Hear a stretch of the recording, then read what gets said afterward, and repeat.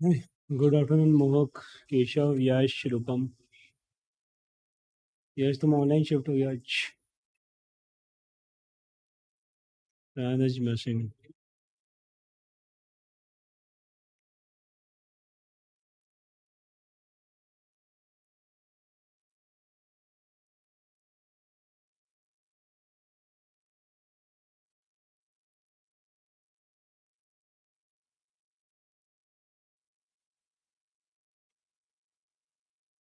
हम्म। पूछो।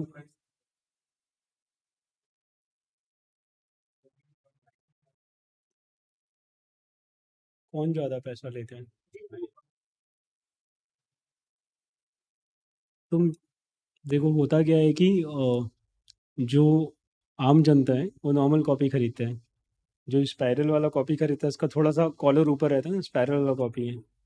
तो इसका एक उपाय है, तुमको अगर पैसा नहीं देना है, तुम खुद अपना कॉपी स्पाइरल करवा के यूज कर लो, तो तुम्हारा सस्ता पड़ जाएगा। आज के दिन वो एक प्रीमियम प्रोडक्ट है, तो बोल के वो लोग उसका चार्ज कर रहे हैं। उसमें भी वो लोग हल्का सा, तुम देखना कि कोई कोई पेज का कलर कॉर्नर दे देता है ऊपर से, या बीच में कुछ कुछ फ्लिप्स रहता है। तो उससे क्या होता है, उसका डिजाइनिंग थोड़ा सा ना नॉर्मल से ज़्यादा प्रीमियम हो जाता है, तो वो लोग चार्ज कर पाते हैं। और क्योंकि इसमें एक और इफेक्ट काम करता है, जैसे मान नॉर्मल कॉपी 50 का आ रहा है, स्पायरल 150 का आ रहा है, तो 150 का कॉपी बहुत कम लोग यूज करेगा। तो जो लोग यूज करेगा उसका एक फीलिंग रहेगा ना कि ये मेरे पास है, बाकी के पास नहीं है, तो वो वाला चीज़ भी वर्क करता है।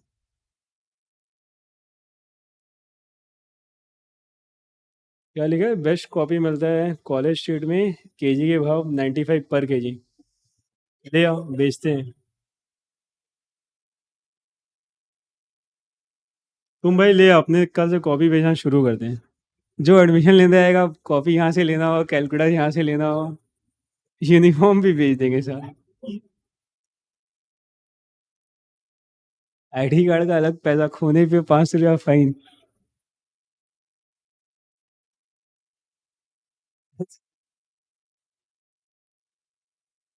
हाँ, अच्छा कमाएंगे।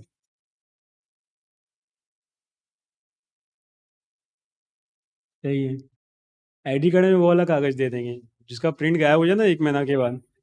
आएगा 1 महीना बाद, भाई नहीं चलेगा, दूसरा लेगा। बढ़िया। चल कोई नहीं यार। एएस टू अपना लास्ट क्लास है आज, ना पहला एएस खत्म हो जाएगा। ठीक है। हम लोग पार्टी वार्टी दे सकते हैं, मेरे को चाहो ना। साउंड थोड़ा कट रहा है।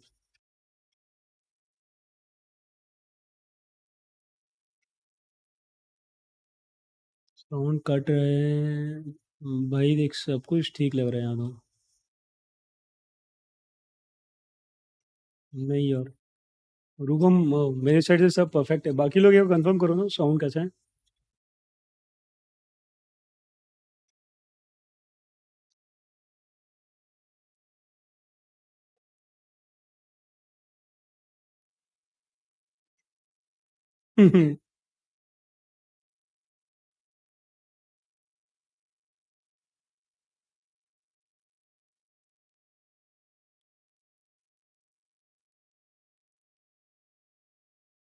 हाँ, तुम साउंड चेक कर रहे हो?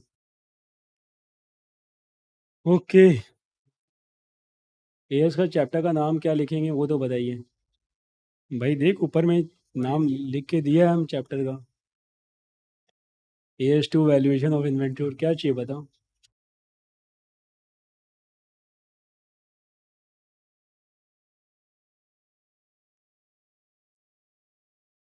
चल देख,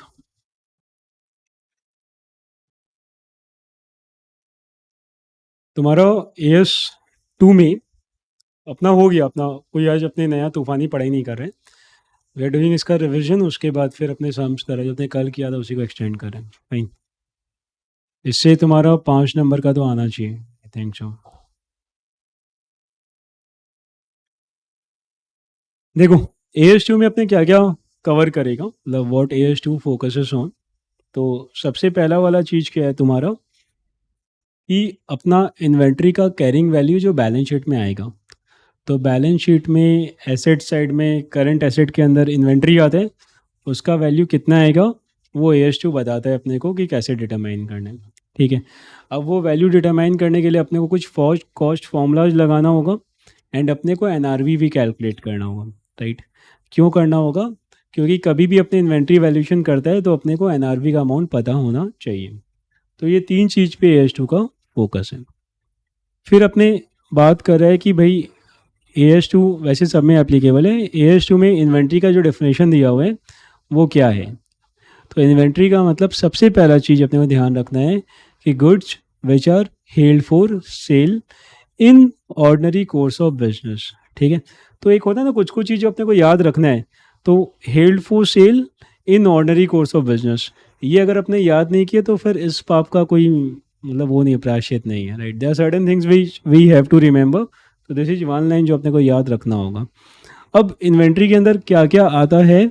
सो इन्वेंट्री के अंदर अपना goods traded in and packaging material for a trading concern and for a manufacturing concern, raw material, work in progress, finished goods, stores, spares, consumables, loose tools and तुम्हारा packing materials, ये सारा चीज़ आता है। फिर अपने एक और बात याद रखेंगे कि स्टोर स्पेयर्स या स्टैंड बाई इक्विपमेंट या फिर machine supplements which can be classified as PPE as per AS10 वो इन्वेंट्री नहीं होगा, है ना। अब देखो यहाँ पे एक काम का बात, जैसे मानो कि अपने को अगर मानो ये क्वेश्चन आता है कि इन्वेंट्री क्या होता है, तो अपने उसमें ये लाइन लिखेंगे ना कि तुम्हारा स्टोर्स स्पेयर्स जिसको अपने PPE क्लासीफाई कर रहे हैं वो इन्वेंट्री नहीं होगा।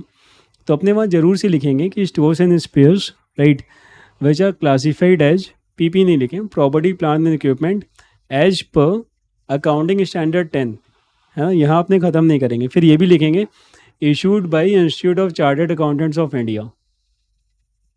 राइट, तो ये सब ना कुछ पिकअप लाइन्स है जो अपने को पता होना चाहिए, इससे अपना वेटेज बढ़ेगा और अपना एक अच्छा इम्पैक्ट पड़ेगा। राइट, हर जगह काम करता है पिकअप लाइन्स।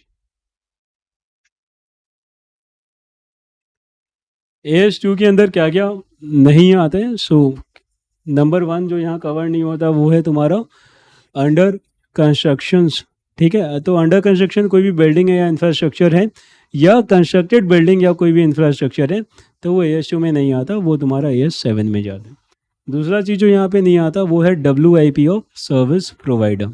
ठीक है, कोई भी सर्विस जो इन बिटवीन है AS2 को उससे मतलब नहीं है। कौन सा AS को उससे मतलब है? AS9 को उससे मतलब है। ठीक है ना।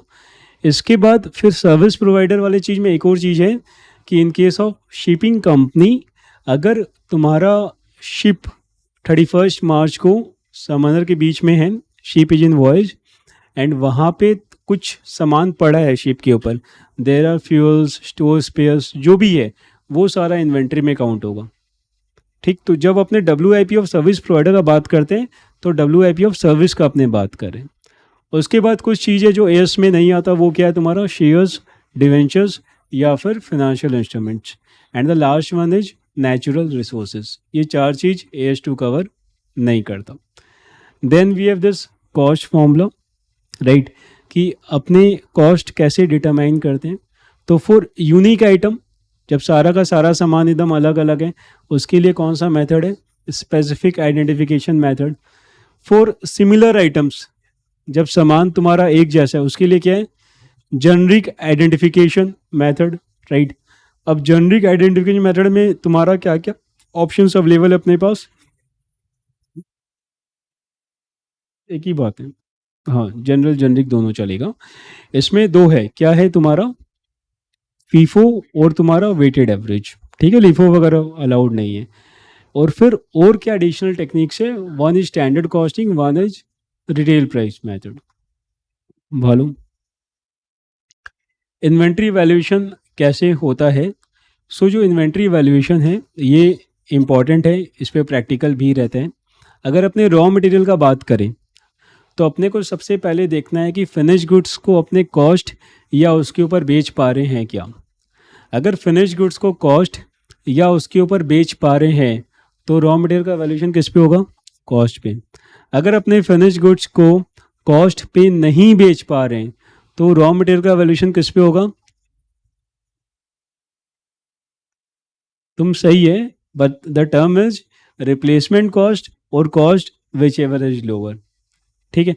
सो ये जो टर्म्स है ना, अगेन जैसे रिप्लेसमेंट कॉस्ट, अगर अपने ये यूज नहीं करके एनआरवी करेंगे तो दो प्रैक्टिकली वी आर राइट, लेकिन सामने वाले को काटने का मौका मिल जाएगा, क्योंकि ये कीवर्ड्स के अंदर आते हैं। तो यहाँ पे अपने को कुछ नहीं छेड़ना है। अच्छा, कमिंग टू फिनिश गुड्स या वर्क इन प्रोग्रेस या सेमी फिनिश गुड्स या पार्टली फिनिश गुड्स, इनका वैल्यूएशन किस पे होते हैं? कॉस्ट और NRV which ever is lower. Fine. NRV कैसे निकालते हैं? Estimated selling price minus estimated selling expense minus estimated cost of completion. Cost कैसे निकालते हैं? तो कॉस्ट के अंदर you have got material cost, you have got conversion cost and other cost, right. अभी मटेरियल कॉस्ट में क्या आता है? वो लाइन बताओ मेरे को, क्या था?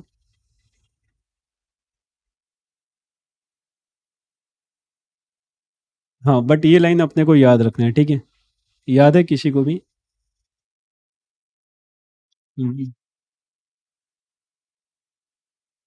राइट।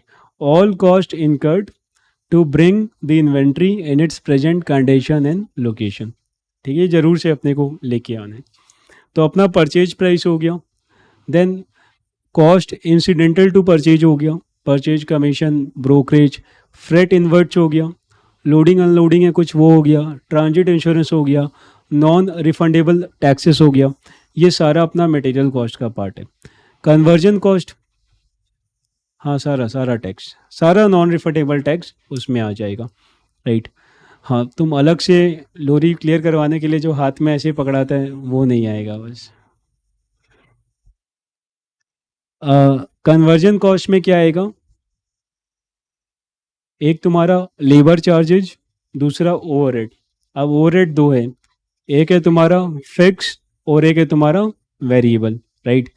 और अदर कॉस्ट में दो आइटम था, एक था डिजाइन कॉस्ट और एक था तुम्हारा अमोटाइजेशन ऑफ इंटेंजिबल्स, राइट। अब ये जो तुम्हारा फिक्स ओवरहेड है, इसमें भी कुछ कहानी है कि फिक्स ओवरहेड का अलोकेशन किस पे होगा, राइट। तो अब याद करने के लिए जो ज़्यादा होगा उस पर होगा, बात खत्म, राइट। लेकिन अपने को अलग अलग पता होना चाहिए, क्यों? क्योंकि अगर ज्ञान लेके आना पड़ा तो वी शुड नो। जब तुम्हारा actual production is equal to normal capacity तो किस पे होगा? नॉर्मल पे होगा, राइट। अगर तुम्हारा एक्चुअल नॉर्मल से कम है तो किस पे होगा? नॉर्मल पे होगा। और अगर तुम्हारा एक्चुअल नॉर्मल से ज़्यादा है तो किस पे होगा? एक्चुअल पे होगा। ठीक है। तुम लोगों को थोड़ा सा शाम को ना 1-1.5 घंटा टाइम स्पेंड करके लर्निंग वाला पार्ट आज कंप्लीट करना होगा, ज़रूरी है वो। ये सारा हो गया। अब दीज आर द कॉस्ट जो अपने इन्वेंट्री में इंक्लूड नहीं करते।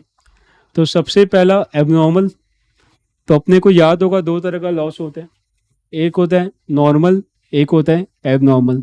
नॉर्मल लॉस का क्या इम्पैक्ट होता है? कॉस्ट पर यूनिट को वो बढ़ा देता है। तो जो नॉर्मल लॉस है वो अपना नंबर ऑफ यूनिट्स को कम करता है, जिसके चलते अपना कॉस्ट पर यूनिट बढ़ जाते हैं। ठीक है। एबनॉर्मल का क्या काम है? एबनॉर्मल को अपने स्ट्रेट अवे पीएल में चार्ज ऑफ कर देते हैं। एबनॉर्मल का कहीं भी किसी चीज़ से, अपना इन्वेंट्री कॉस्ट से कोई लेना देना नहीं है। इसके बाद foreign exchange fluctuations inventory cost में नहीं आता। मतलब अपने बाहर से सामान मंगवाए, डॉलर का दाम कम बेसी हो रहा है, उसका इम्पैक्ट तुम्हारा इन्वेंट्री पे नहीं आएगा। देन बोरिंग कॉस्ट तुम्हारा इन्वेंट्री पे नहीं आएगा, लेकिन आ भी सकता है अगर AS16 अपने को अलाउ करे तो AS16 में अपने डिटेल में पढ़ेंगे। अभी के लिए वो इन्वेंट्री जिसको बनने में बहुत टाइम लगता है, राइट। बहुत टाइम मतलब मोटा मोटी 1 साल से ज़्यादा लगता है, उस पर जो बोरिंग कॉस्ट इनकर्ड होता है वो अपने इन्वेंट्री वैल्यूएशन में ले सकते हैं। इसके बाद तुम्हारा मार्केटिंग, सेलिंग, डिस्ट्रीब्यूशन, ये सारा इन्वेंट्री कॉस्ट में नहीं आता। यहाँ तक तो क्लैरिटी था। एडमिनिस्ट्रेशन एक्सपेंस और स्टोरेज ये बाय डिफ़ॉल्ट नहीं आता, लेकिन अगर इन्वेंट्री एक्विजिशन के प्रोसेस में अपना एडमिनिस्ट्रेशन एक्सपेंस या फिर स्टोरेज एक्सपेंस लग रहा है तो वो अपना फिर इन्वेंट्री का पार्ट होगा। ठीक है, यहाँ तक। पर ये कन्वर्जन कॉस्ट पे अपने डिस्कशन कर रहा था, राइट। जॉइंट कॉस्ट, अगर बाई प्रोडक्ट है तो बाई प्रोडक्ट जितना में बिक सकता है उसका जो एनआरवी है वो अपने कॉस्ट को कम कर देते हैं। अगर जॉइंट प्रोडक्ट है तो सेल वैल्यू एट सेपरेशन या सेल वैल्यू एट कंप्लीशन, दोनों में से किसी का भी अपने सेल्स का रेशियो लेके उस रेशियो में अपने कॉस्ट को अलग अलग कर लेते हैं। And the last part is disclosure requirement, कि अपने को बैलेंस शीट में क्या डिस्क्लोज करना है।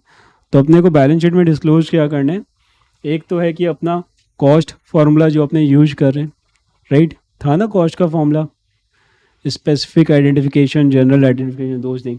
दूसरा अपना total carrying value of the inventory, right.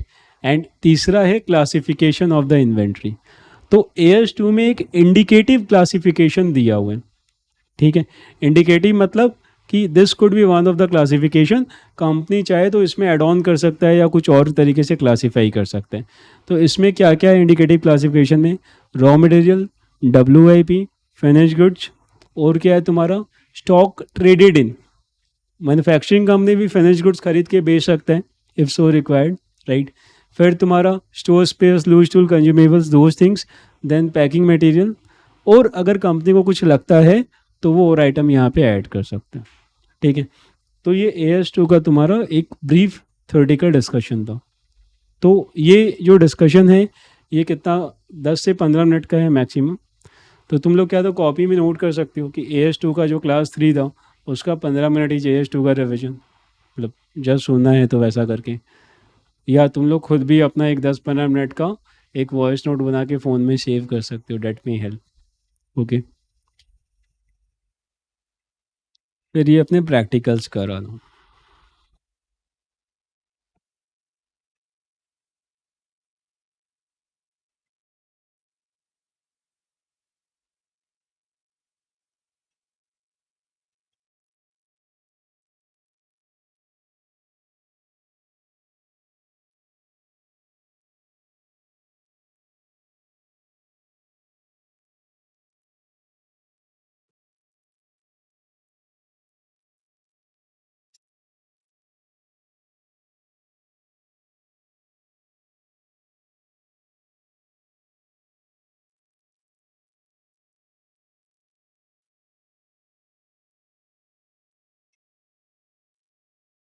MCQ number 1, which item of inventory is under the scope of AS2। पहला वाला क्या है, WIP arising under construction contract, ये किसके स्कोप में है, ये AS7, ठीक है। दूसरा रॉ मटेरियल, ये आता है। तीसरा शेयर्स, ये नहीं आता, ठीक है। Fourth one is debentures held as stock in trade, ये भी नहीं आता। तो शेयर, डिवेंचर या कोई भी फाइनेंशियल इंस्ट्रूमेंट वो AS2 में नहीं आता। तो क्या बच गया अपना रॉ मटेरियल। हाँ भाई, इसको पूरा रटना पड़ेगा बैठ के ना, रट के फिर तेरे को 4-5 बार कॉपी में लिखना होगा, राइट, फिर वैसा करना, फिर वाइवा होगा इसका। Number 2, materials and other supply held for use in production of inventory are not written down below cost if finished product in which they will be incorporated are expected to be।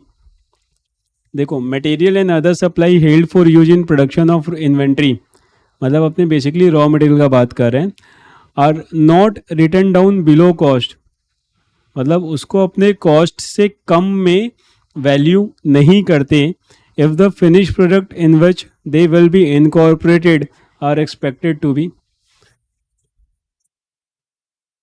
Sold at or above cost, right.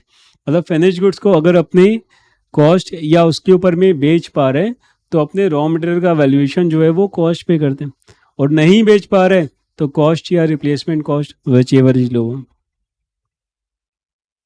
Number 3, all of the following costs are excluded while computing value of inventory except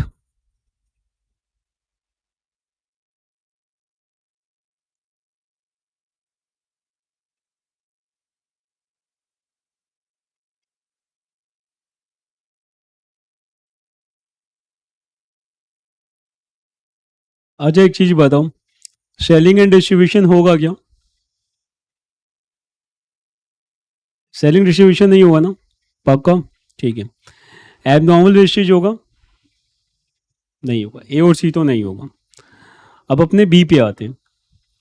allocated fix production overhead based on normal capacity.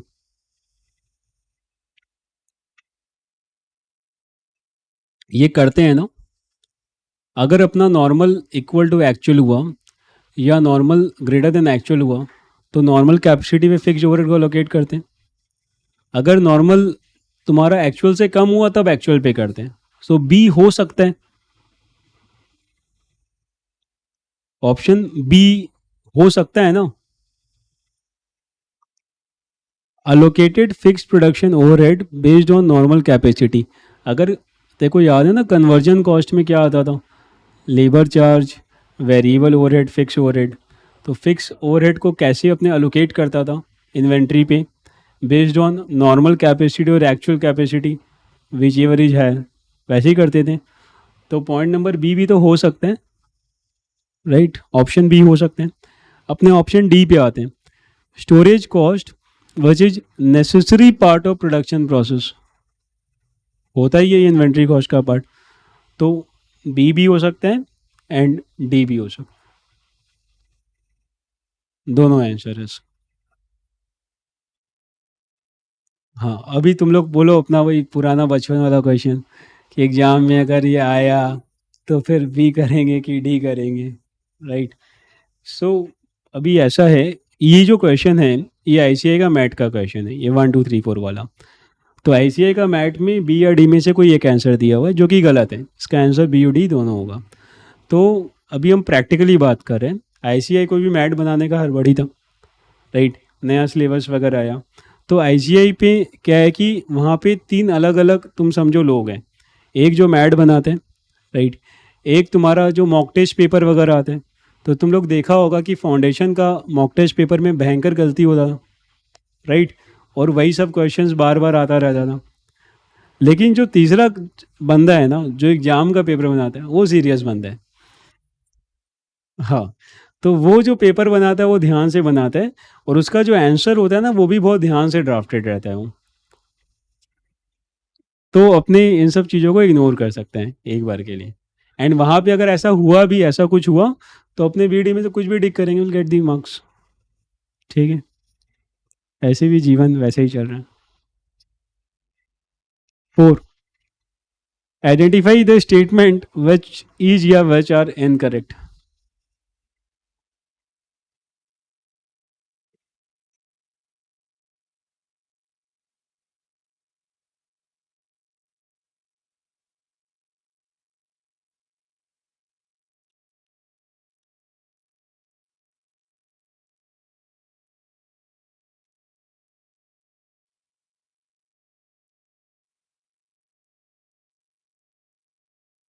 कौन सा statement incorrect है?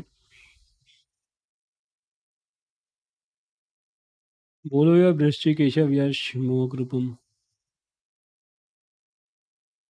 Kishan? D? B? Okay.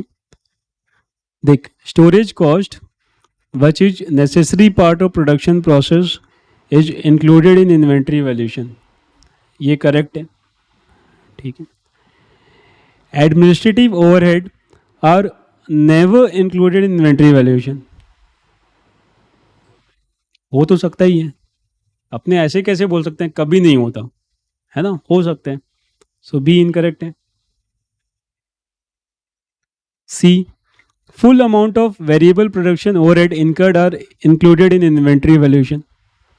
सही है, variable overhead अपने जितना भी लगा लेते हैं। Administrative overhead are always included in inventory valuation. नहीं, हमेशा लेते हैं ऐसा नहीं है, और हमेशा नहीं लेते हैं ऐसा भी नहीं है। तो कोई भी तुम लोग में से कोई भी जो बोल रहा है कि आंसर डी है, तो अपने आप तुम ये भी बोल रहे हैं ना कि बी भी इनकरेक्ट है। अब खुद ही सोचो एक बार, अगर अपने बोलते हैं ना कि डी इनकरेक्ट है, कि administrative overhead are always included in inventory valuation, तो ऐसा तो नहीं है ना, हमेशा लेते हैं ऐसा नहीं है, और हमेशा नहीं लेते हैं ऐसा भी नहीं है। तो तुम्हारा बी भी गलत है, डी भी गलत है। वापस से बीड़ी।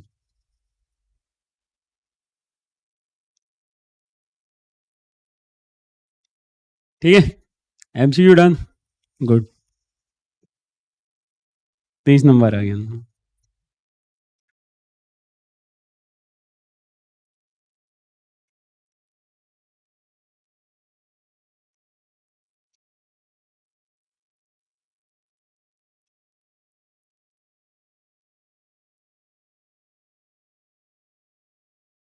एडमिनिस्ट्रेटिव क्यों लेंगे कभी कभी?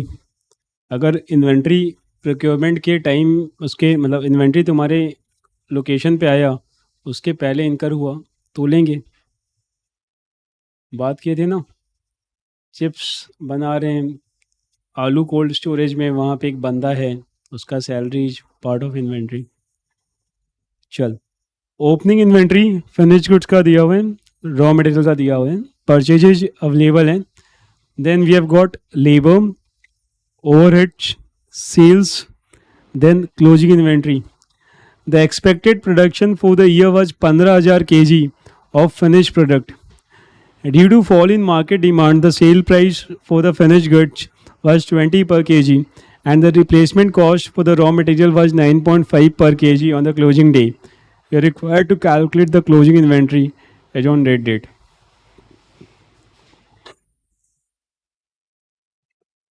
बताओ।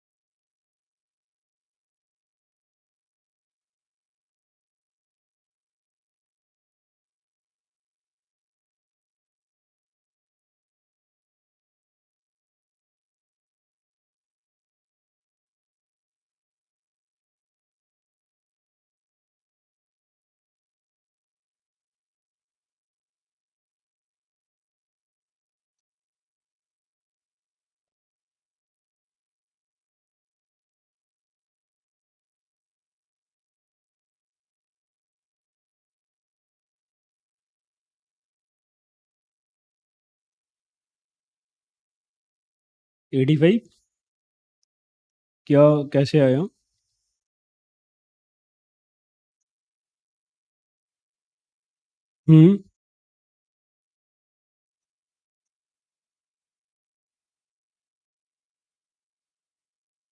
28 से 20 कहाँ हुआ?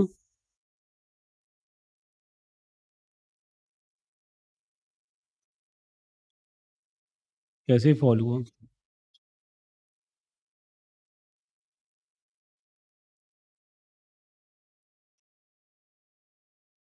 अपने को ये देखना है, अपने रॉ मटेरियल को रिप्लेसमेंट पे कब करते हैं?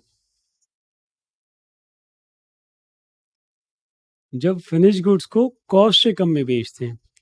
तो फिनिश गुड्स का कॉस्ट कितना है पहले वो निकालना होगा ना। अगर मान लो फिनिश गुड्स का जो कॉस्ट है वो 19 रुपया होता है, मान लो, तो नहीं करेंगे फिर रिप्लेसमेंट पे, राइट?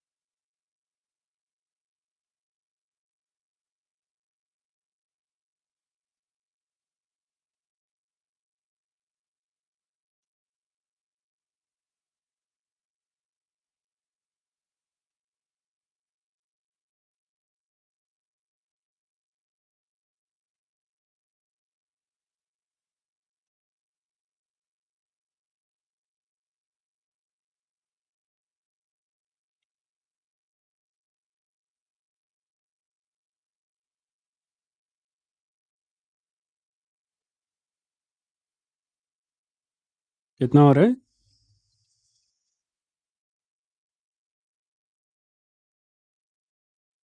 22.65 ना।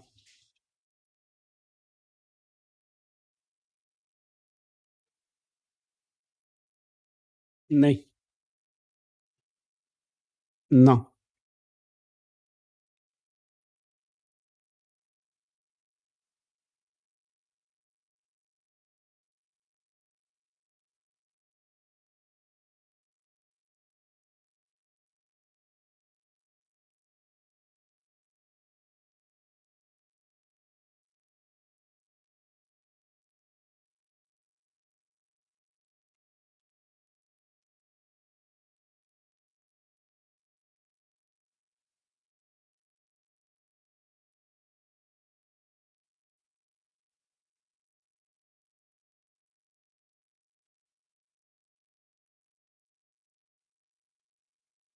बताओ यार, कुछ तो बोलो।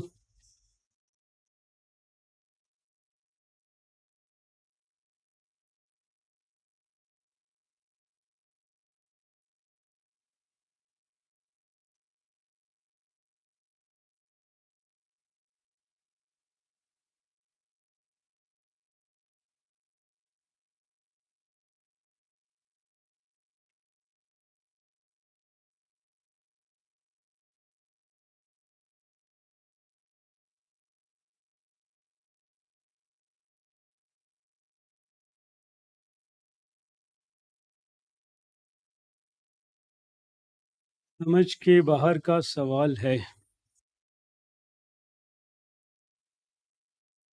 वेंडी, हमको तुम एक चीज बताओ।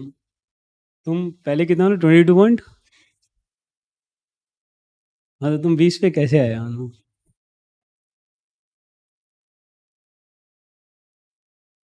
27494। नहीं रूपम, नहीं।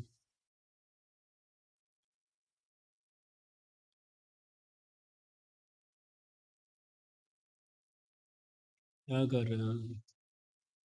तुम लोग घर पे पढ़ाई नहीं कर रहे ना? कल जो सम किया था आपने, वो घर में जाके प्रैक्टिस किया था 2-3 बार तुम लोग? नहीं यार। कैसे होगा? देख, अपने को वैल्यू करना है किसका? रॉ मटेरियल का और फिनिश गुड्स का। रॉ मटेरियल का वैल्यूएशन करने के पहले सबसे पहला सवाल ही ये बात है कि फिनिश गुड्स का कॉस्ट क्या है, और क्या अपने फिनिश गुड्स को कॉस्ट या उसके ऊपर बेच पाएंगे या नहीं बेच पाएंगे। राइट। तो अपना सबसे पहला काम ये है कि फिनिश गुड्स का कॉस्ट को निकालना, और फिर अपने रॉ मटेरियल का वैल्यूएशन पे बात करेंगे। अब यहाँ पे देखो तुम्हारे पास रॉ मटेरियल कितना है? 1100 ओपनिंग डेट पे। तुमने खरीदा कितना? 10,000। राइट। तो 1100 प्लस 10,000 कितना होते हैं? 11,100। बच कितना गया? 900। सो 1,100 प्लस 10,000 माइनस 900 कितना आया? 10,200। नहीं मोहक, नहीं यश। तो 10,200 is total raw material consumed by you during the year. ये क्लियर है? अच्छा, अपने जो रॉ मटेरियल खरीदे, अपना 10,000 किलो का 1 लाख पड़ा, मतलब 10 रुपया केजी के हिसाब से लगा। और हमने कंज्यूम कितना किया? 10,200। राइट। तो अपना मटेरियल कॉस्ट क्लियर है। 10,200 इंटू 10, ये मेरा मटेरियल कॉस्ट है। ओके। Labour cost 76,500। इसमें कोई पंगा वाला बात नहीं है, क्लियर है। ओवरहेड फिक्स है। तो ओवरहेड का अलोकेशन निकालने के लिए वी हैव टू सी कि अपना नॉर्मल कैपेसिटी कितना है और एक्चुअल कितना है। तो यहाँ पे देखो नीचे में दिया हुआ है कि expected production for the year was 15,000 kg। मतलब ये मेरा नॉर्मल कैपेसिटी है। एक्चुअल कहीं पे कुछ दिया है क्या? नहीं, एक्चुअल अपने को कहीं पे कुछ नहीं दिया। लेकिन अपने 10,200 कंज्यूम किया अगर रॉ मटेरियल, तो अपने 10,200 फिनिश गुड्स बनाया, तो मेरा नॉर्मल इज हायर, तो अपने नॉर्मल पे अलोकेट करेगा। तो 75,000 बाई 15,000 कितना होता है? 5। तो मेरा 5 रुपया पर केजी का ओवरहेड का लोकेशन कॉस्ट आएगा, यही तो आएगा, है ना? तो 3 खर्चा है, एक है मटेरियल, एक है लेबर, एक है ओवरहेड। ओवरहेड 75,000 इन टोटल है, उसको अपने 15,000 पे अलोकेट करेगा, तो 5 रुपया पर यूनिट आएगा। लेबर 76,500 है। रॉ मटेरियल कंज्यूम्ड अपने निकाले थे 10,200, इंटू 10 करके वो आ जाएगा, राइट? तो अपना टोटल कॉस्ट कितना आएगा ये बताओ, तीनों को ऐड करके।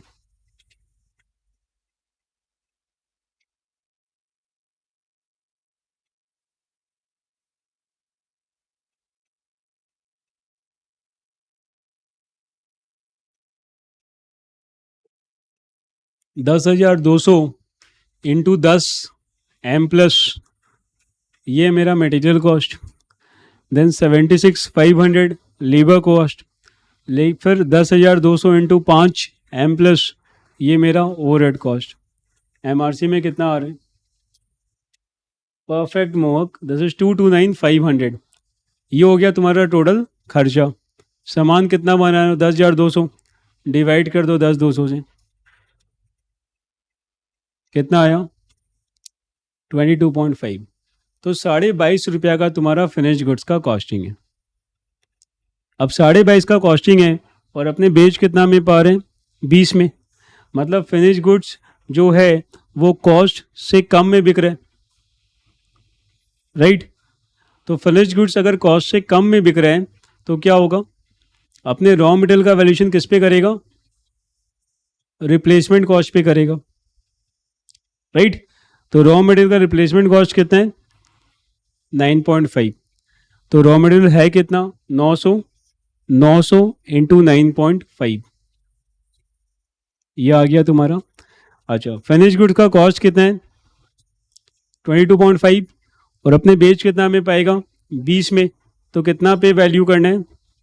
20 पे। 1200 इंटू 20, 24,000 आ गया।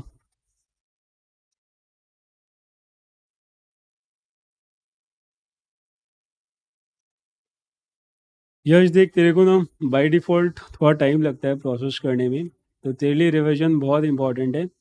नहीं तो सच में इंटर में अकाउंट्स नहीं, बाकी सब्जेक्ट में भी तुम थोड़ा सा प्रॉब्लम फेस करेगा।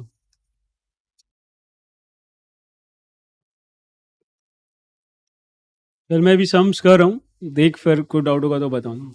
ठीक है, चलो लिखो। तुम लोगों को सबको क्लियर है?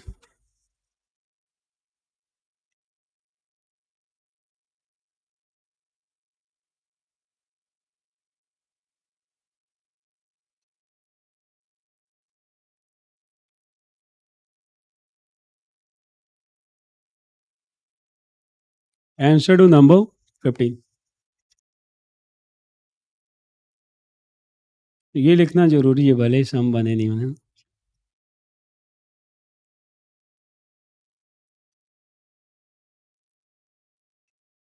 Raw material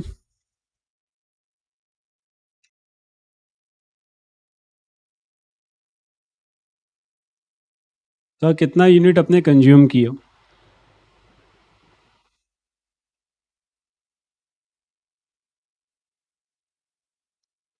opening stock 1100,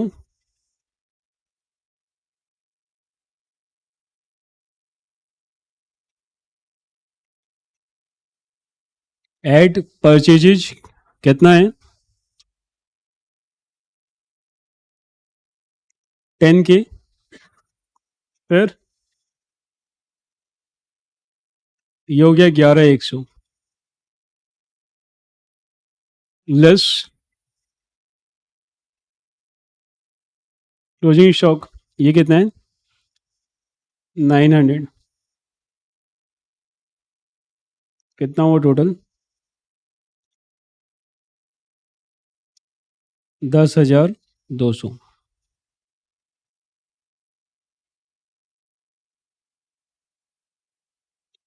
raw material consumed.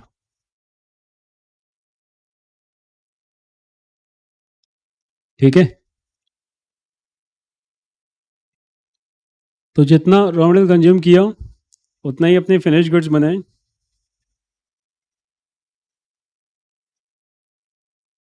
Finish goods units produced कितना होगा? ये भी होगा 10,200।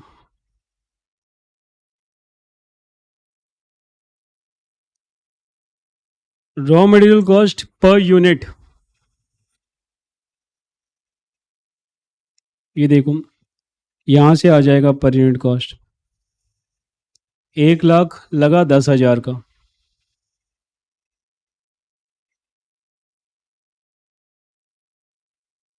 तो ये कितना हो गया? 10 पर यूनिट। ठीक है, यहाँ तक क्लियर है?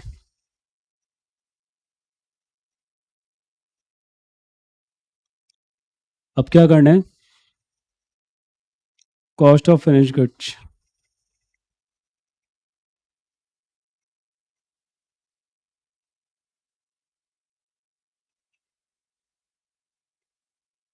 सबसे पहला raw material,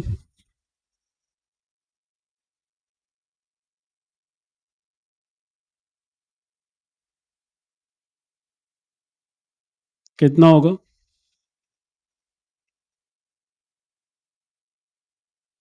10 lakh, sorry 10,200 into 10, 1,02,000।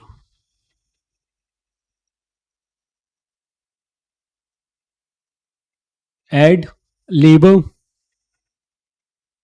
76,500। Add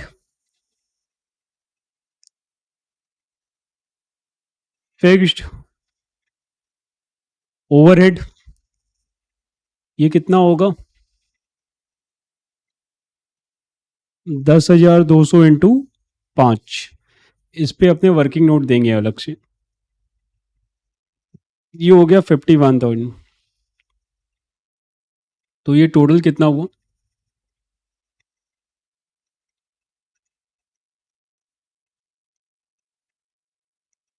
229,500।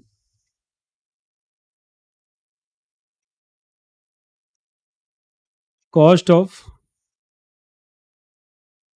Furnish goods per unit 229,500 by 10,200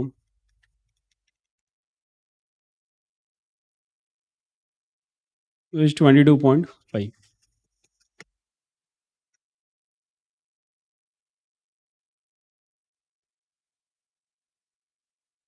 okay, अब देखो कुछ वर्किंग नोट्स। फिक्स ओवरहेड का अलोकेशन,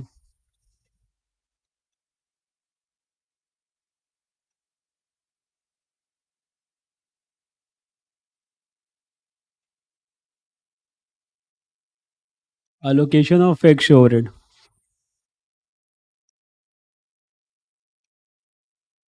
नॉर्मल कैपेसिटी कितना है? अपने को दिया हुआ है नॉर्मल कैपेसिटी 15 के।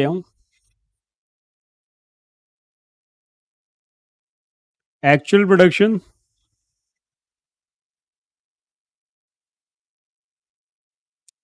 एक्चुअल प्रोडक्शन कितना हुआ? 10,200 सिंस नॉर्मल प्रोडक्शन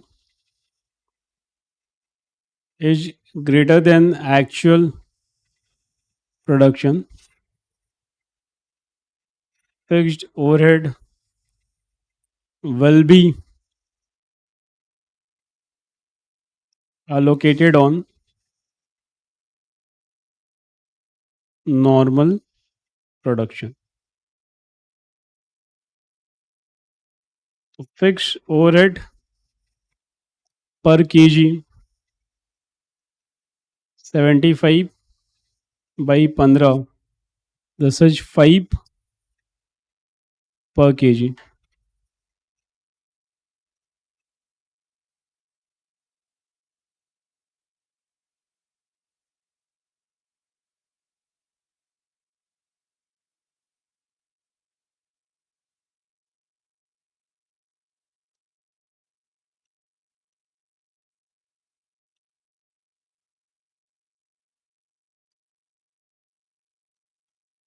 ठीक है.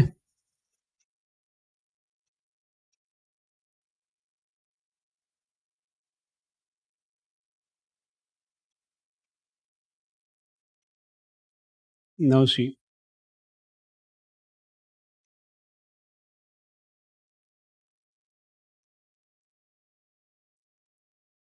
Valuation of raw material.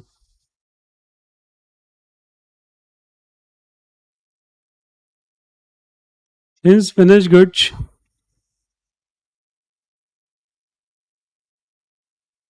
are sold at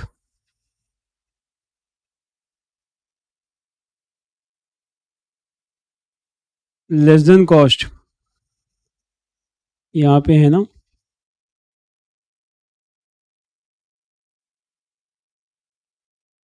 sale price of finish goods 20, cost per unit of finish goods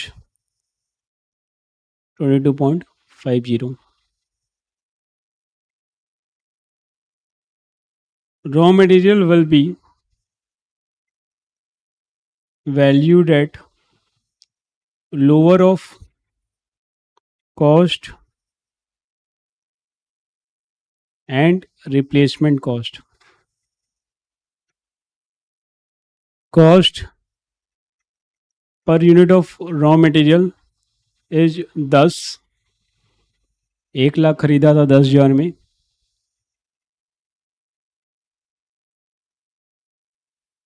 replacement cost per unit of raw material is 9.50. ये अपने को दिया हुआ है. तो वैल्यू ऑफ रॉ मटेरियल क्या होगा? 900 into 9.5.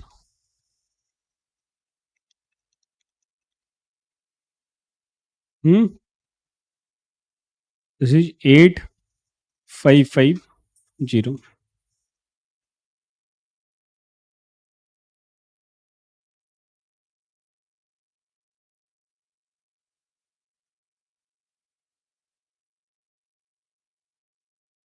Valuation of finish goods.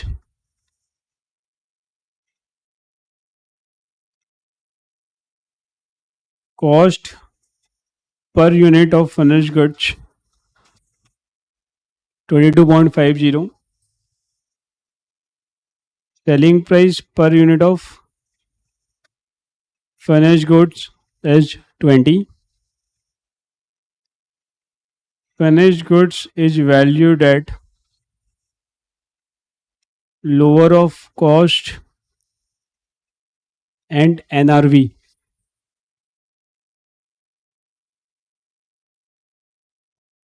So value of finished goods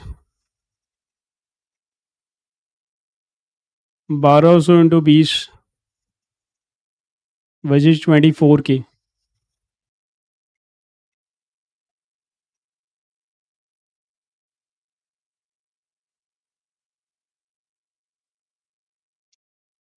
Total value of inventory 24K plus 8550, so 32,550.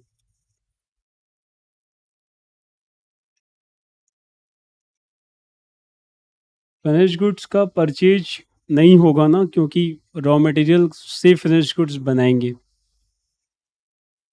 Right. Will purchase raw material then will convert it into finished goods.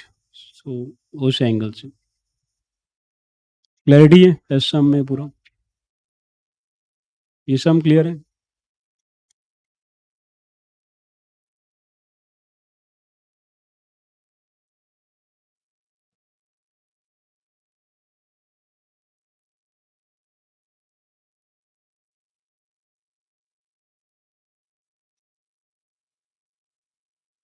13.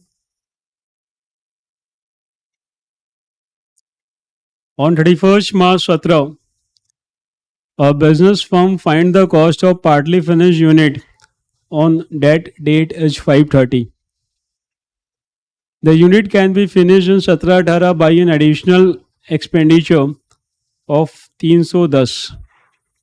The finished unit can be sold for 750 subject to payment of 4% brokerage on selling price.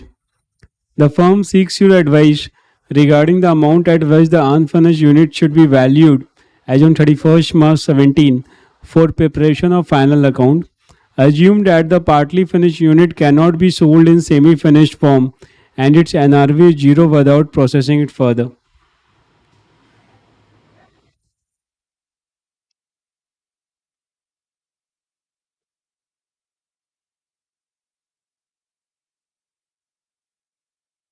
क्या चीज 410?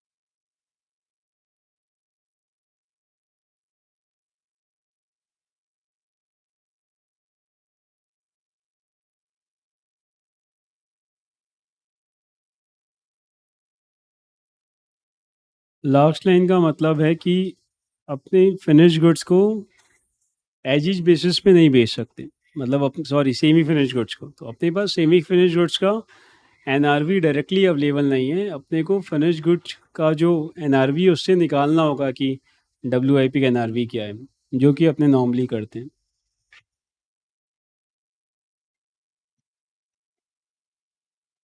Registry मोहक क्या होगा answer? Yes रूपम 410 आया, 410 सबको? तेरा नहीं आया क्यों? क्या समझ में आया तेरे को ये बताओ।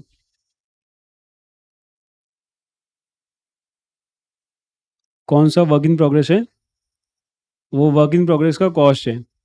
ठीक है, आगे बताओ। 310 का एडिशनल, ये भी सही है। आगे।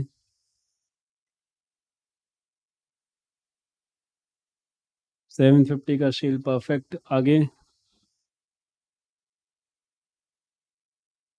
उसको बेचने में 4% का दलाली लगेगा, तो 750 मेरा एक्सपेक्टेड एनआरवी है फिनिश गुड्स का, उसमें माइनस कर 4%,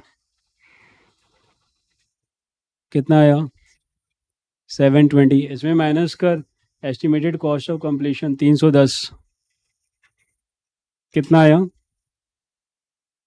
ठीक है, तो 410 तेरा एनआरवी है, 530 कॉस्ट है, तो 410 में करेंगे।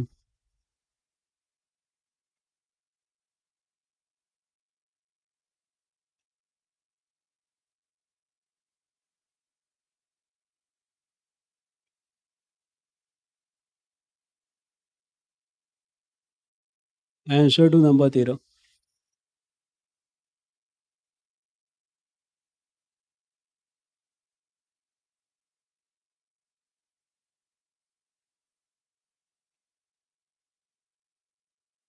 Partly finished goods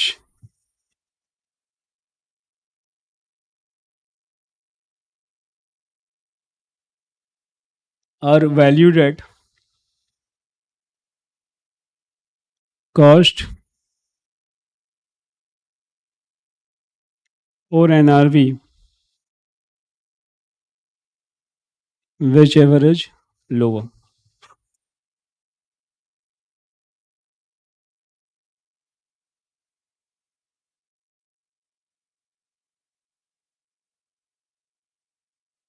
Cost of partly finished goods कितना है?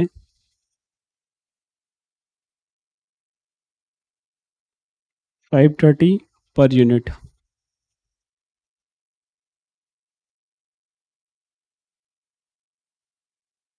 NRV of partly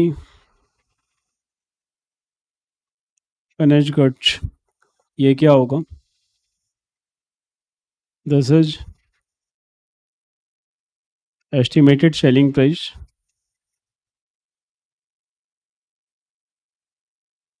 minus estimated selling expense minus estimated COC. 750 minus 4% of 750 minus 310. 750 minus 30 minus 310, ये हो गया 410. Therefore, partly finished goods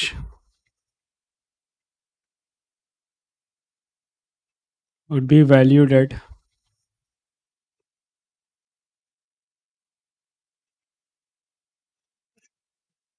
410 per unit.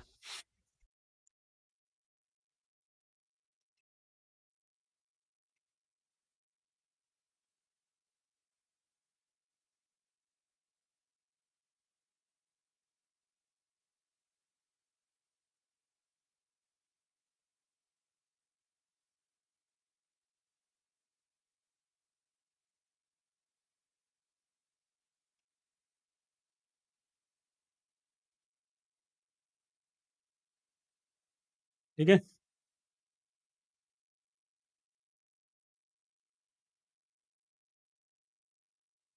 ये तुम लोग बना रहे हो ना खुद से. 33.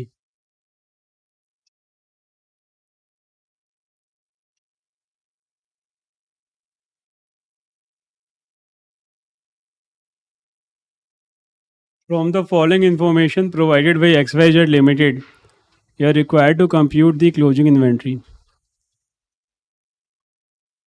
Raw material P, finished goods Q, closing balance 600 है. Cost per unit including GST 250. Input tax credit available 200. Freight inward, handling charge, replacement cost. Finish goods का closing balance 1500. Material consumed 250. Direct labour, direct overhead. Total fix overhead for the year was 3 lakh. Normal capacity 30,000. Actual production 25. तुमको बताना है value of closing stock जब NRV finish goods का 450 है and दूसरा NRV finish goods का जब 340 है. क्या चीज़? दोनों का ही बताना है. कहाँ पे? हाँ, तुमको स्टॉक का वैल्यू बताना है. पहला कंडीशन जब फिनिश गुड्स का वैल्यू 450 है एंड 350 है.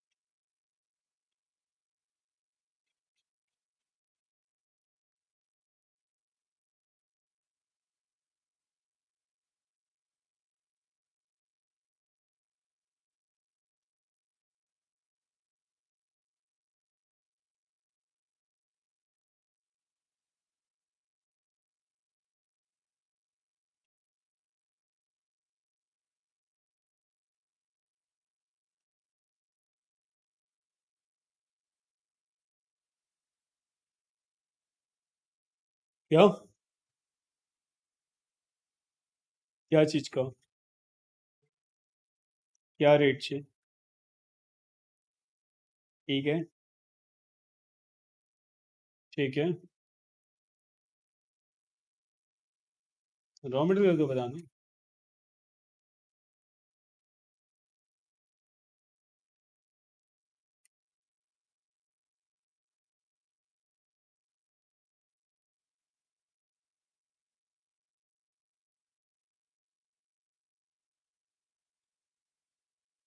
285 ऑफ पी।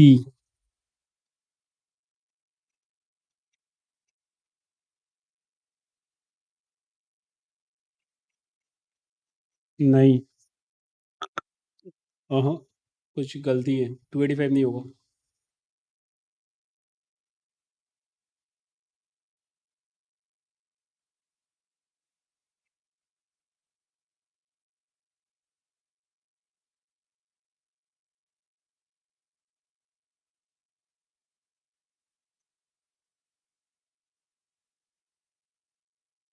370 कैसे आया?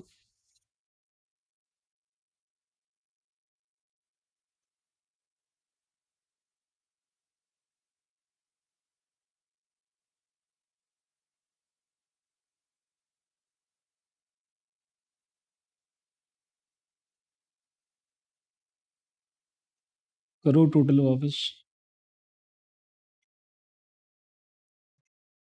275, यस। 360।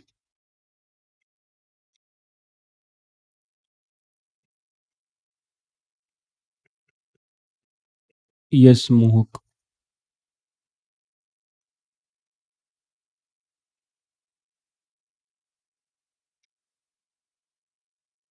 Raw material. क्या? नहीं। राइट। रॉ मटेरियल पे काम करते हैं तब ओवरहेड लगता है ना। तो तुम्हारा ओवरहेड खर्चा जो एफजी का पार्ट है वो फिनिश गुड्स का। 180 of P when NRV of Qs 340। बहुत बढ़िया।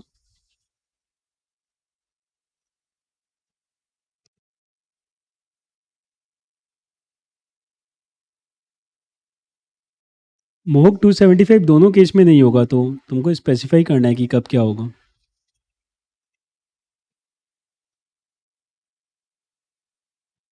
ओके।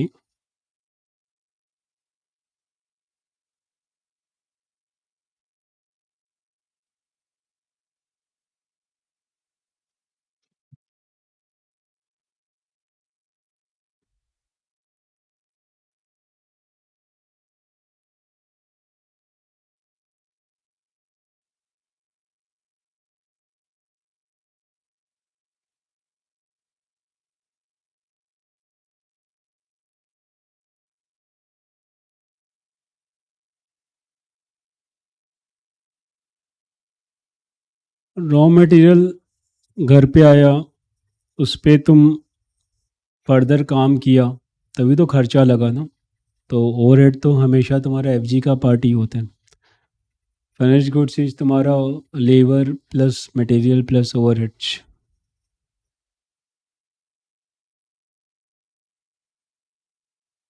7 लाख। अलग अलग बताओ। ठीक है, परफेक्ट।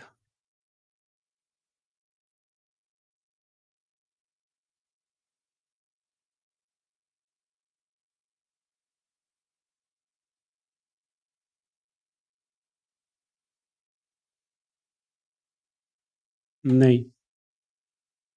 नहीं।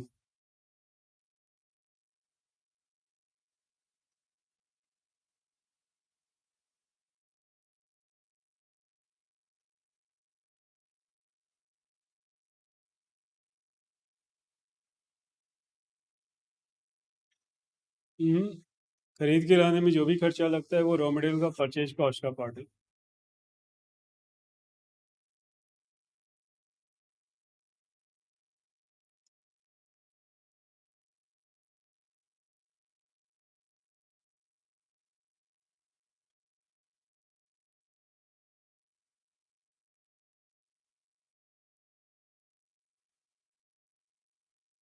ये सम यहीं पे कर ले, now you know the format. Format पे क्लैरिटी है ना, आंसर कैसे क्या लिखना है, ठीक है।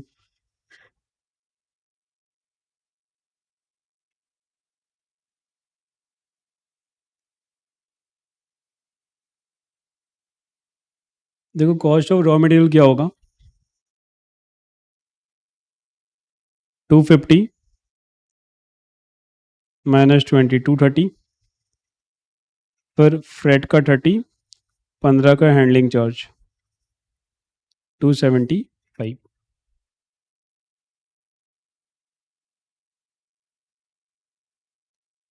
कॉस्ट ऑफ फिनिश गुड्स क्या होगा, 250 +70 +30 प्लस 3 लाख बाई 30 हज़ार, क्योंकि हायर ऑफ द टू को लेते हैं, तो 30 हज़ार पे अलोकेट करेंगे, 25 पे नहीं करेंगे। ये हो गया तुम्हारा 360। अब अपने को पता है कि फिनिश गुड्स का कॉस्ट कितना है, 360, एंड रॉ मटेरियल का कॉस्ट कितना है, 270। पहला वाला सिचुएशन में आते हैं। पहला वाला में फिनिश गुड्स का एनआरवी कितना है, 450। This is greater than cost, right. तो रॉ मटेरियल का वैल्यूएशन कितना पे होगा, कॉस्ट पे होगा, विच इज 275, राइट। और फिनिश गुड्स का वैल्यूएशन कितना पे होगा, 360 पे होगा, विच इज कॉस्ट। तो 275 इंटू कितना है रॉ मटेरियल, 600, और ये 1500, ठीक है। कितना हो गया ये,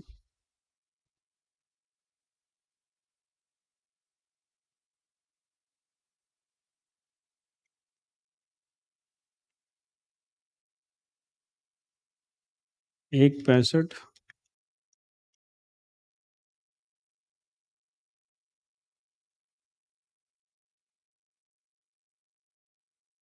705। दूसरा वाला क्या है कि अपना एनआरवी कितना है, 340, जो कि कॉस्ट से कम है।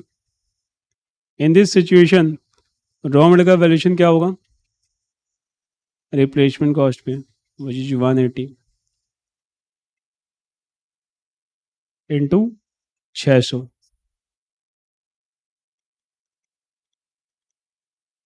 1,08,000। और फिनिश गुड्स का वैल्यूएशन कितना पे होगा, 340 इंटू 1500,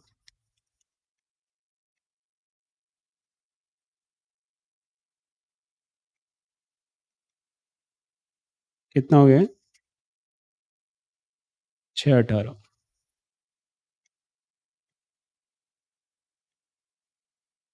रूपम समझ में आया।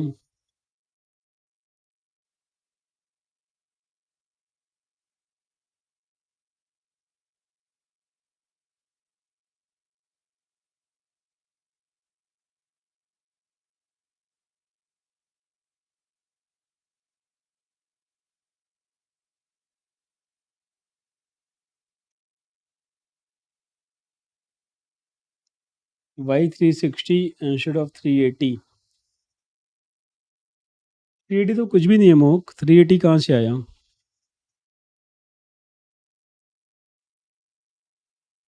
देखो फिनिश गुड्स का कॉस्ट कितना है, 360 है ना, 250 +70 +30 +10, 360।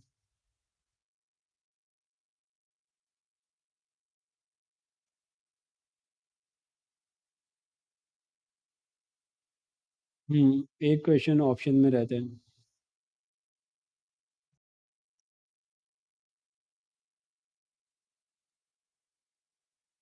आई होप तुम सारे चैप्टर में ये क्वेश्चन नहीं पूछे।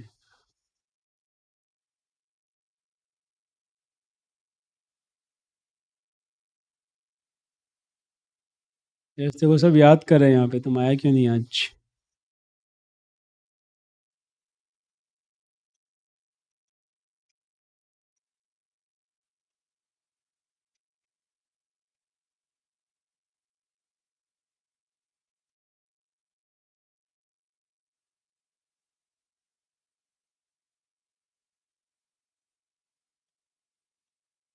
32। क्या बात, सॉलिड रीजन है नहीं आने का। बैकलॉग था कल का अकाउंट्स का रिवीजन का, यहीं पे मैं पिघल गया।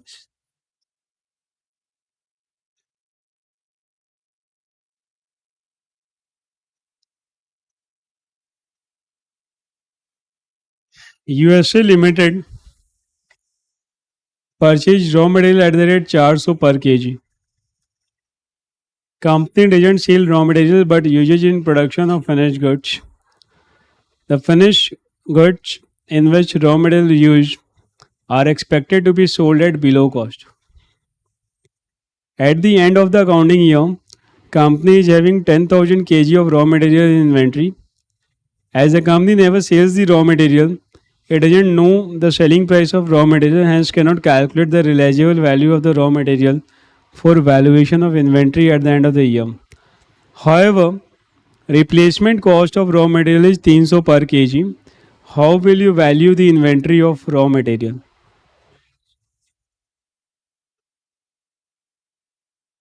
300 पे होगा, क्यों होगा 300 पे?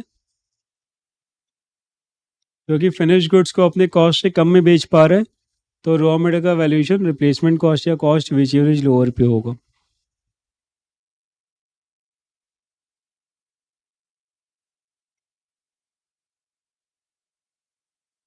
Since finished goods are expected to be sold below cost, raw material would be valued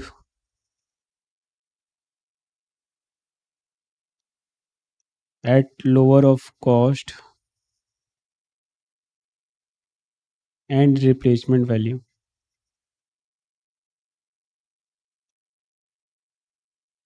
Cost per unit 400,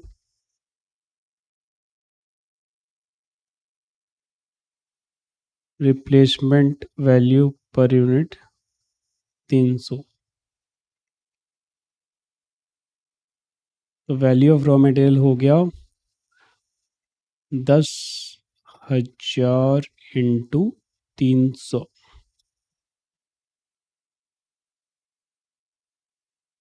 which is 30 lakhs. Yes, Rupam Yash. तो यश ये वाला तुम सम कर लिया, फिर ये वाला तो ऑप्शन में नहीं छोड़ पाएगा अगर आया तो.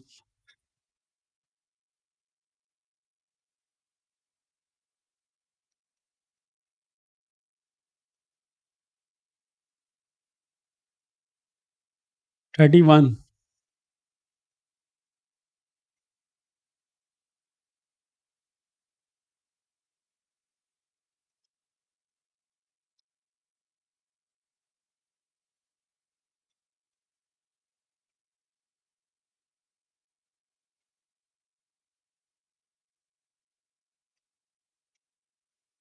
Following information of Sara Limited is given.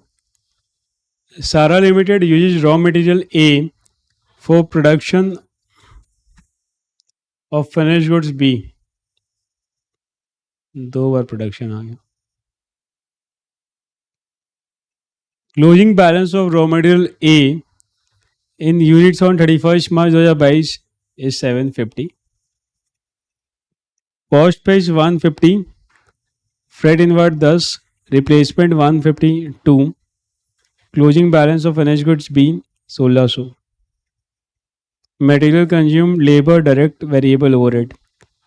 Fixed overhead 1 lakh, normal capacity 20,000. You're required to calculate the value of closing stock of raw material and closing stock of finished goods as on 31st March 2022 as per AS2, when selling price of finished goods is 360 per unit.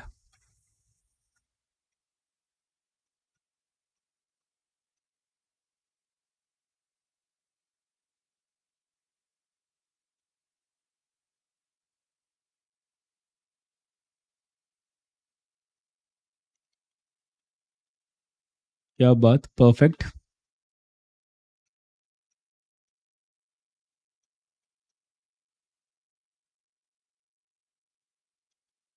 Furnished goods 576।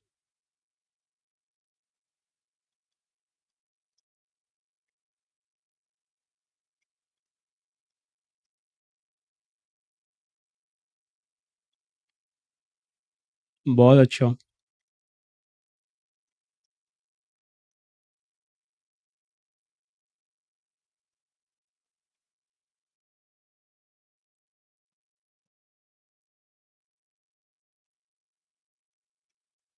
Furnished goods का cost बताऊँ?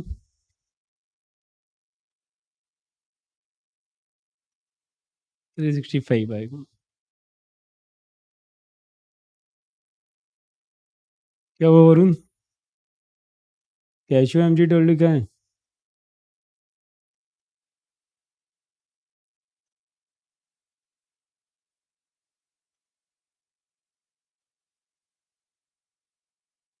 क्या बात, सही है, दोनों right है यार तेरा।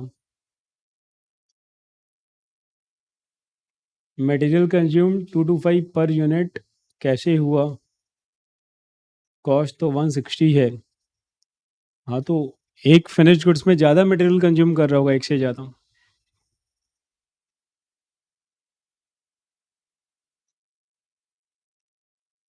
225 बाई 160 है ना, 1.40625। स्पेसिफिकली दिया हुआ है ना अपने को मटेरियल कंज्यूम 225, तो अपने यही लेंगे।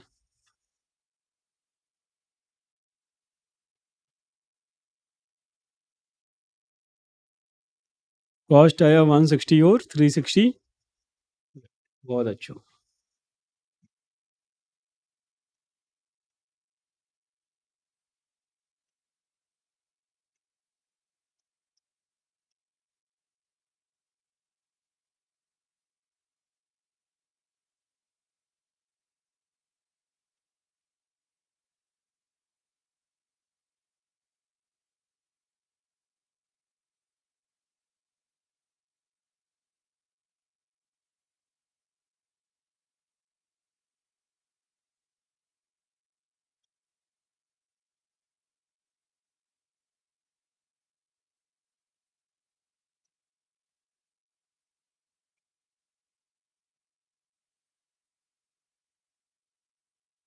क्या? 690 क्यों आएगा?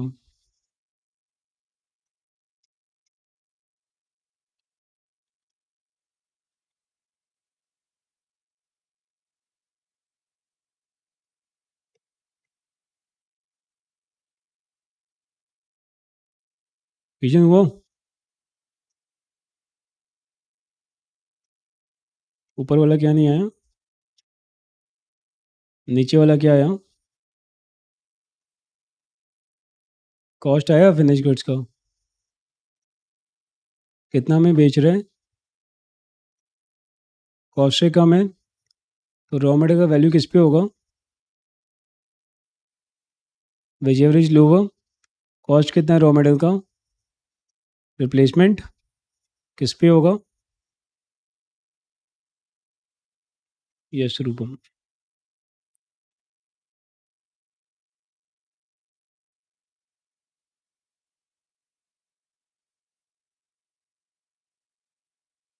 Cost of raw material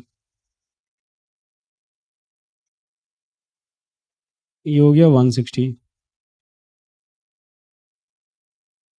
cost of finish goods 225 plus 75 plus 60 plus 1 lakh by 20, 365। तो अपना N R V less than cost है फिनिश गुड्स का, तो रॉ मटेरियल का वैल्यूएशन रिप्लेसमेंट कॉस्ट पे होगा। तो रॉ मटेरियल का वैल्यू हो गया 750 इंटू 152, 114 के। फिनिश गुड्स का हो गया 1600 इंटू 360 इज 576 के। ठीक है।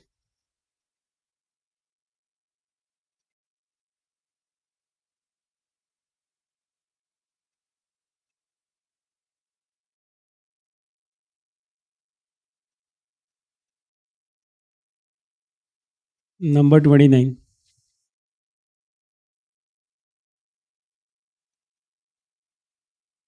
Joy Limited purchase 20,000 kg of raw material at the rate 20 per kg during the year 2021. They furnish you with the following further information for the year ended 31st March 21।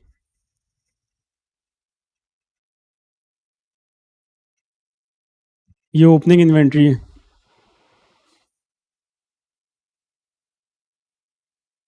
ये closing है। So opening inventory finish goods raw material, ये direct labour है, fix overhead है, ये sales है। Plant का capacity कितना है? 30,000। Actual production of finish good during the year 2021 was 20,400। Due to a fall in market demand, the price of the finished goods in which the raw material has been utilized is expected to be sold at 40। ये NRB है finish goods का, और replacement cost है raw material का 19 रुपया।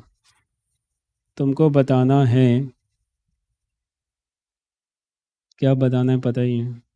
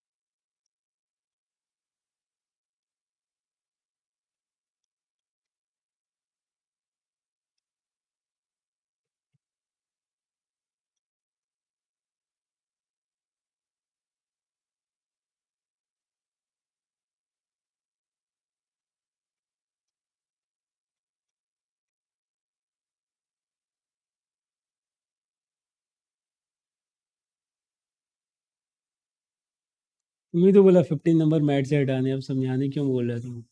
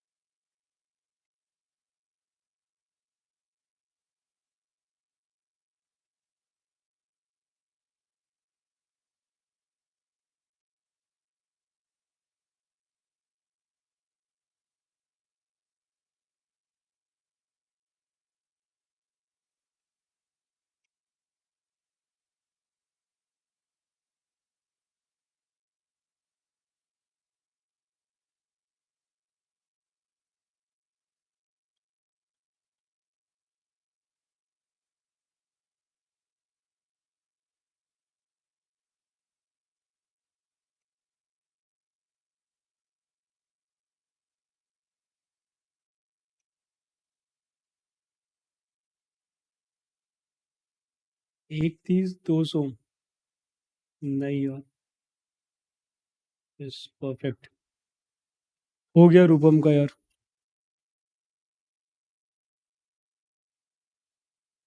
बेचारा घर में रह के भी देखो तुम लोग से जल्दी कर रहे हैं।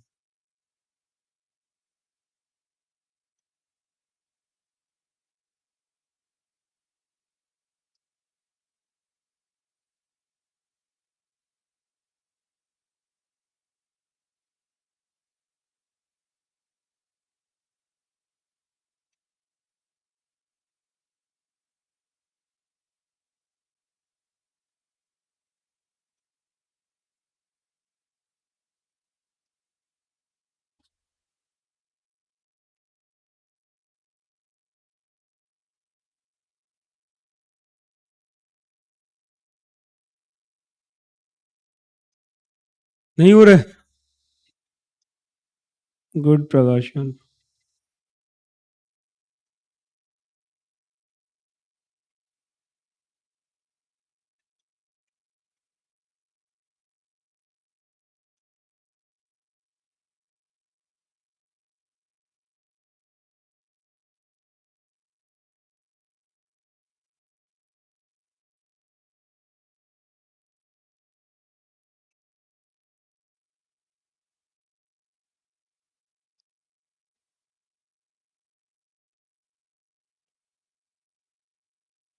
देखो, तुमसे भी नहीं हो सृष्टि। क्या बात। सही है। यार या नहीं हो रहा है। देख, सबसे पहला तो अपने को कॉस्ट निकालना है ना। अपने सारा समय तो यही कर रहे हैं, रॉ मटेरियल का कॉस्ट निकालना है, फिनिश गुड्स का कॉस्ट निकालना है। रॉ मटेरियल का कॉस्ट अपने को दिया हुआ है, देख रहे हैं 20।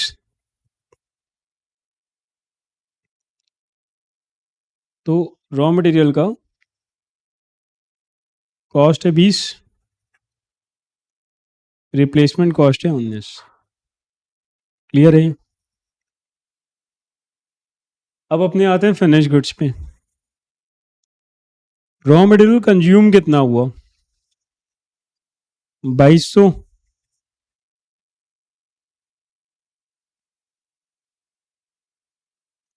प्लस खरीदे कितना? 20,000 माइनस क्लोजिंग कितना है? 20,400। इतना का रॉ मटेरियल अपने कंज्यूम किए। अच्छा, फिनिश गुड्स बनाए भी इतना ही है, 20,400 दिया हुआ है यहाँ पे।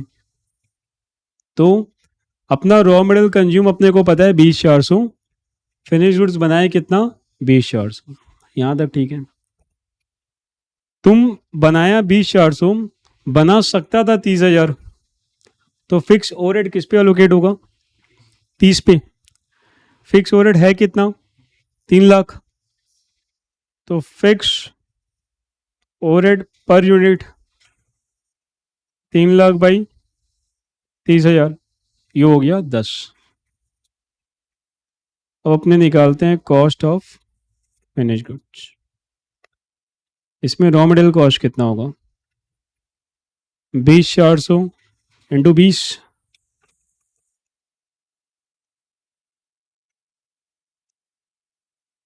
408,000। लेबर कितना है? लेबर 3,06,000। फिक्स ओवरहेड कितना होगा? 20,400 इंटू 10, 2,04,000। ये सब मिला के आएगा 9,18। 9,18 खर्चा करके तुम कितना सामान बनाया हो? 20,400।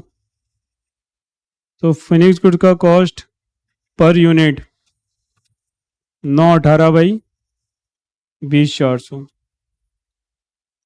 ये है 45। तो फिनिक्स गुड्स का कॉस्ट है 45, एनआरवी कितना है? 40। अब तुम लोग खुद ही देखो, फिनिश गुड्स का कॉस्ट अगर 45 है, एनआरवी 40 है, तो फिनिश गुड्स को अपने कॉस्ट से कम में बेच पा रहे हैं। तो रॉ मटेरियल का वैल्यू कितना पे होगा? रिप्लेसमेंट कॉस्ट पे होगा, विच इज 19। और फिनिश गुड्स का लोअर ऑफ द टू मतलब 40 पे होगा। तो वैल्यू कितना होगा इन्वेंट्री का? 2,400 इंटू 40, और इसका कितना हो जाएगा? 1800 इंटू 19, बस। 2400 इंटू 40, 96। 1800 इंटू 19, 34, 200। ये मेरा इन्वेंट्री का वैल्यू। समझ में आया यश? आर्या, सृष्टि, क्लियर है?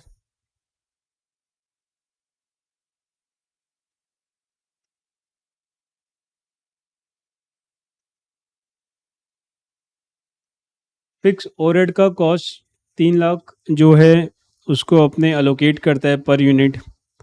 तो पर यूनिट अलोकेट किया 30,000 के हिसाब से, क्योंकि normal capacity was higher than the actual capacity. तो पर यूनिट आया 10। फिनिश गुड्स बनाया कितना? 20,400, राइट।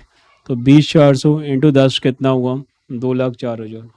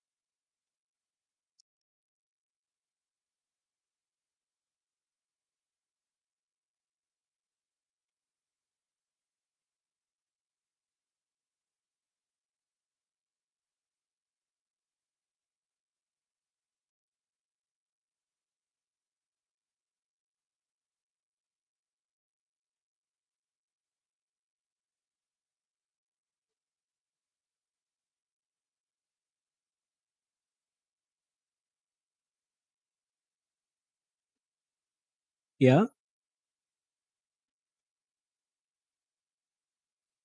भावनाओं को समझो, शब्दों पे मत जाओ।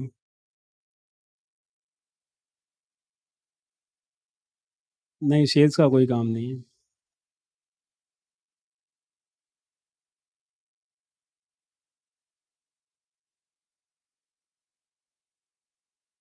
Not well.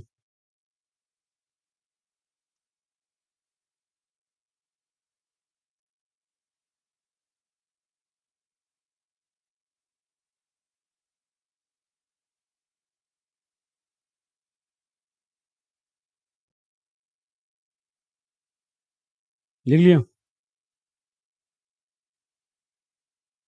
चल, 28।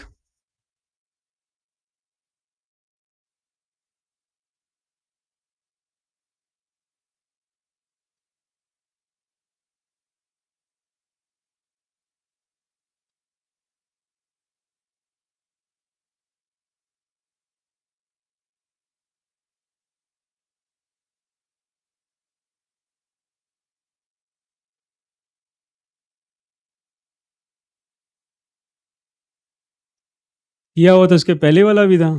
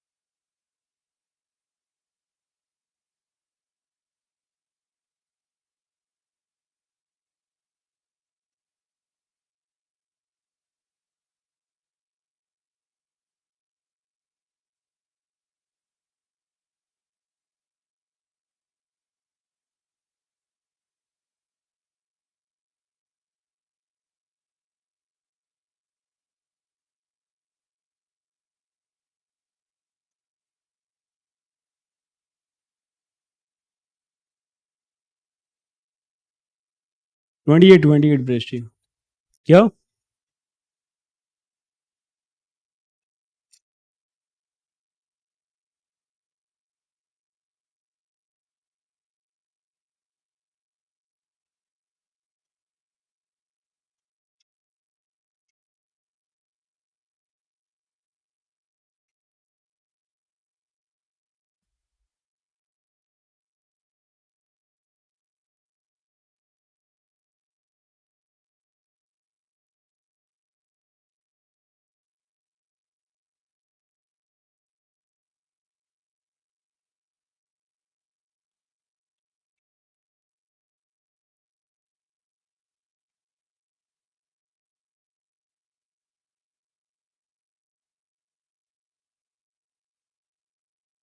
कितना?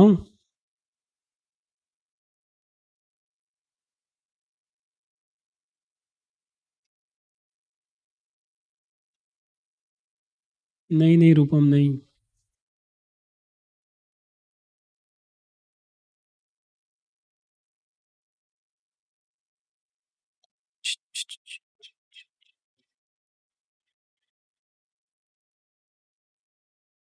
नो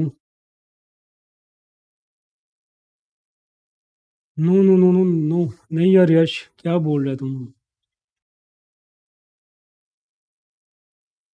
देखो, एक चीज तुम लोग शायद ठीक कर रहा होगा।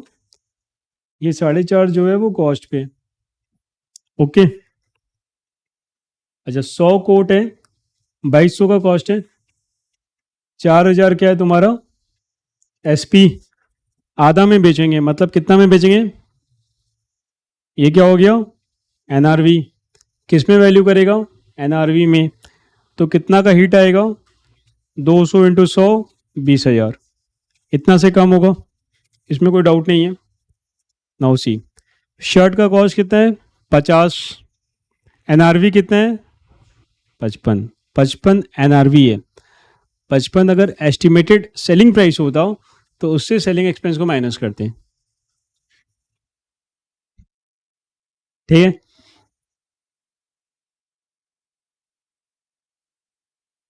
कॉस्ट 50 है, एनआरवी 55 है।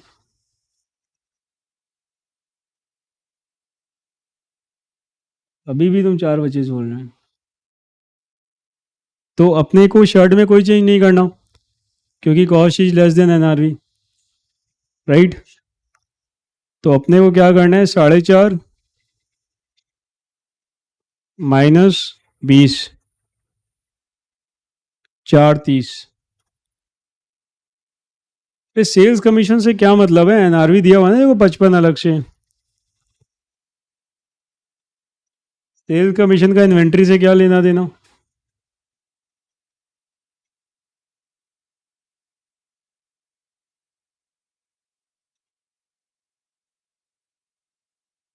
दृष्टि वो।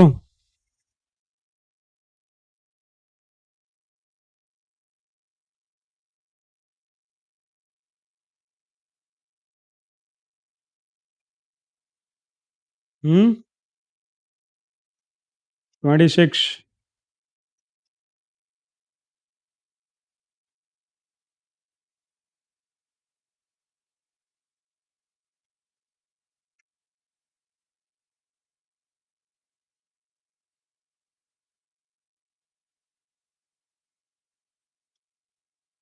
Yes, 50 final NRV.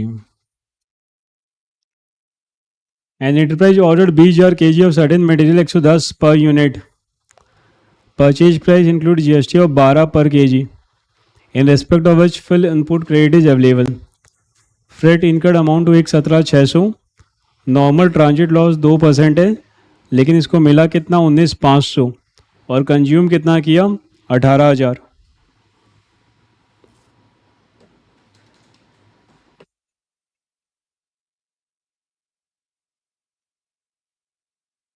बताओ क्लोजिंग स्टॉक कितना है, ये बताओ।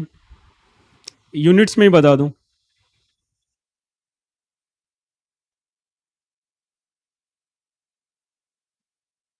क्लोजिंग स्टॉक कितना है बोलो। क्यों भाई? तुमको मिला 19,500, 18,000 तुम यूज कर लिया, तो 1,500 होगा ना क्लोजिंग स्टॉक। सीधा सा बात है। तो क्लोजिंग स्टॉक है 1,500। एब नॉर्मल लॉस कितना है? 100 यूनिट। कैसे आया? 20,000 -2%, 19,600। लेकिन मिला कितना? 19,500। तो 100 का एब नॉर्मल लॉस। ठीक है। अच्छा, और क्या बचा? मटेरियल कंज्यूम्ड, वो कितना है? 18,000। इस पे कोई डाउट? कि एबनॉर्मल लॉस 100 का है, क्लोजिंग स्टॉक 1,500 का है, मटेरियल कंज्यूम्ड 18,000 का है। अब अपने निकालते हैं कॉस्ट। तो कॉस्ट क्या होगा? 110 है, इसमें से 12 हटा दो, कितना बचा? 98। तो 20,000 इंटू 98 कितना होगा?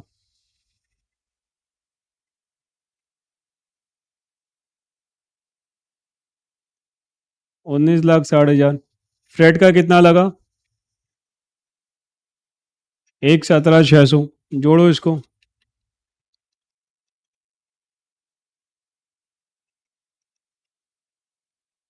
कितना आया? 20,77,600। इसको डिवाइड कितना से करना है? 19,600 से, क्योंकि ये मेरा यूनिट्स आफ्टर नॉर्मल लॉस है। तो ये आ जाएगा 106। तो मेरे को 106 के हिसाब से वैल्यू करना है सबको। तो ये 106, 106, 106, ये क्या है? Per unit cost. तो टोटल क्या होगा? 106 इंटू 1500, 159,000। फिर 106,000, ये हो गया 19,08,000।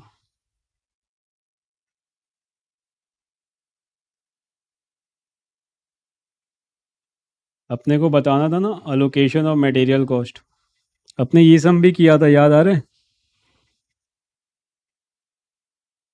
नॉर्मल नॉर्मल उसका सम्स किया था, ये वाला भी अपने।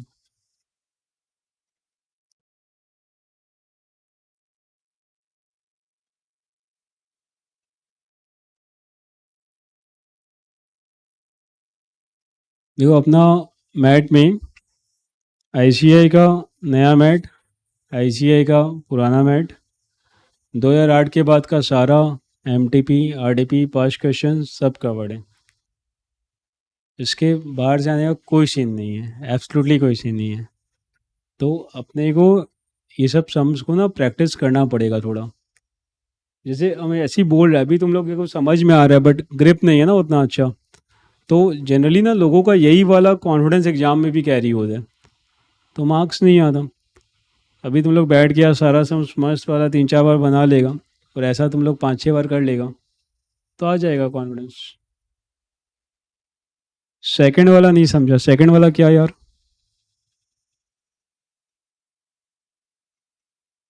एलोकेशन मटेरियल कॉस्ट मतलब तुमको बताना है क्लोजिंग स्टॉक का वैल्यू है, नॉर्मल लॉस का अमाउंट कितना है वो बताना है, मटेरियल कंज्यूम्ड का अमाउंट बताना है। देख तेरे को देख के याद आएगा।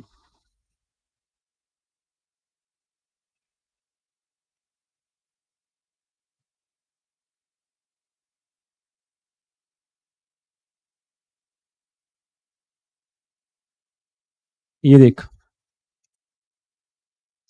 हाँ ये यार।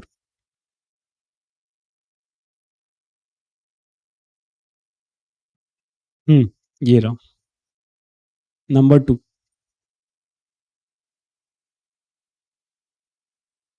क्वेश्चन नंबर 2 आपने जो किया था, सिमिलरली यहाँ पे क्लोजिंग स्टॉक का यूनिट, देन पर यूनिट क्या पड़ रहा है, देन टोटल। तो 19,500 मिला, 20,000 था, उसमें 2% कम करो, 19,600। 19,600 में 19,500 अपने को मिला, तो 100 एब नॉर्मल। 18,000 हमने कंज्यूम कर लिया, 1,500 स्टॉक है। सबको 106 से मल्टीप्लाई कर दो, आ जाएगा। हुआ क्लियर?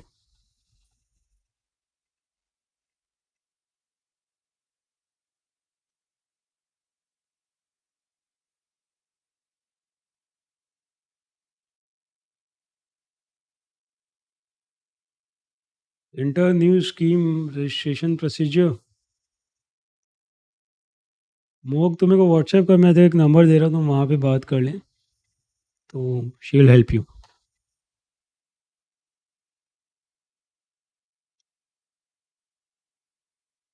पहले तुम ये प्रैक्टिस कर फिर बता दें, उसका सारा सम प्रैक्टिस करके बता आज। रिवीजन का डबल बैकलॉग हुई है। ठीक है डन ये। चलो बाय। सारा सम प्रैक्टिस कर लेना।